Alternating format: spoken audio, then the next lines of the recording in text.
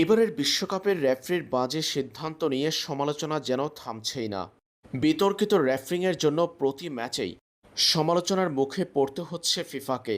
Germany প্যারাগুয়ের ম্যাচও এর ব্যতিক্রম হয়নি। বিশ্বকাপের রাউন্ড অফ 32-তে প্যারাগুয়ের বিপক্ষে টাই ব্রেকারে পরাজিত হয়ে বিশ্বকাপ থেকে বিদায় নিয়েছে চারবারের বিশ্ব চ্যাম্পিয়ন জার্মানি। এই ম্যাচে নির্ধারিত 90 মিনিটের খেলা 1-1 গোলে ড্র হওয়ার পর অতিরিক্ত সময়ে ম্যাচের 105 মিনিটের মাথায় গোলের দেখা পেয়েছিলেন জার্মান তারকা জোনাথন থা। তবে সেই গোলটি বাতিল করেছে রেফারি।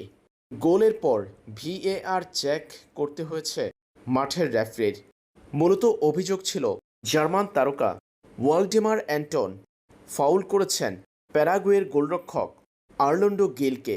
এমন অভিযোগ তুলে ভিএআর দেখে জার্মানির পরিষ্কার গোলটি বাতিল করেছেন রেফারি। অথচ রিপ্লেতে দেখা গেল উল্টো প্যারাগুয়ের গোলরক্ষকই জার্মান তারকা ওয়ালডেমার অ্যান্টনকে কনুই দিয়ে আঘাত করেছিলেন। তবে রেফারির চোখ এড়িয়ে গেছে তা, বরং প্যারাগুয়ের গোলরক্ষক জার্মান তারকাকে ধাক্কা দিয়ে পড়ে যাওয়ায় সেটিকেই জার্মান তারকার ফাউল ধরেছেন রেফারি, আর তাই গোল বাতিল করেছেন তিনি। অথচ সেই গোল হলে জয় পেতে পারত জার্মানি।